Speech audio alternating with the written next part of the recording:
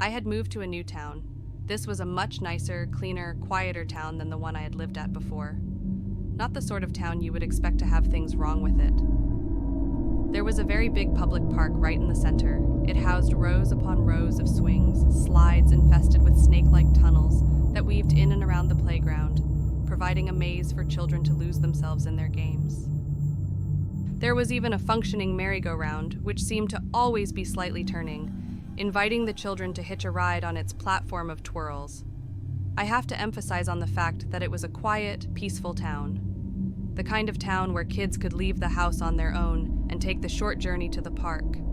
I had been given strict instructions by my parents that I should come home the second it started turning dark. My life was wonderful, or so it seemed. It was a Friday. I knew the day because I remember coming home with a big smile on my face as I knew I had the luxury of non-stop playing for the next 2 whole days. I did what I always did.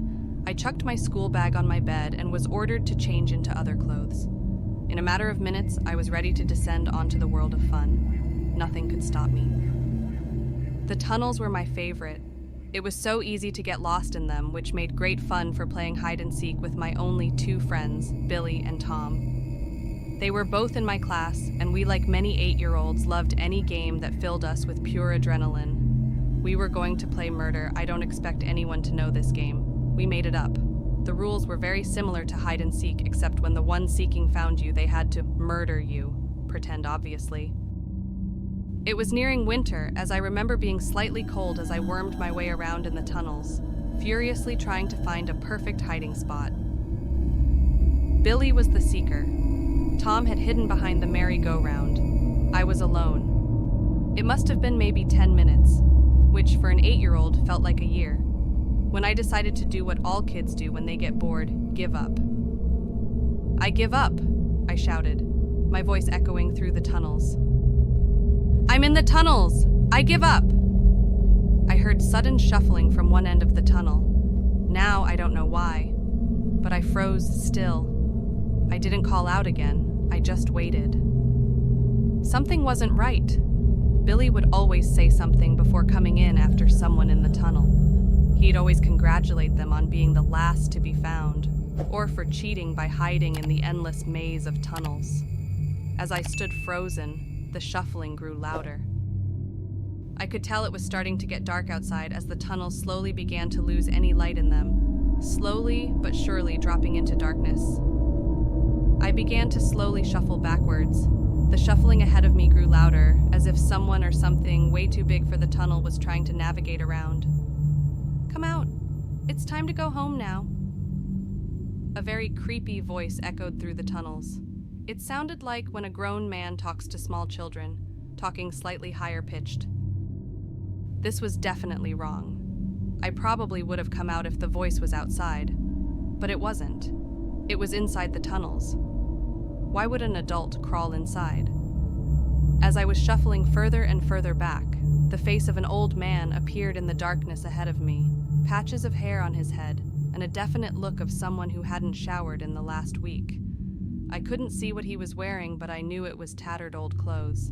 He had a sharp, scraggly beard which was peppered with dirt. The second we made eye contact, he just smiled at me, revealing his filthy, unbrushed teeth which had blotches of brown and black covering them entirely.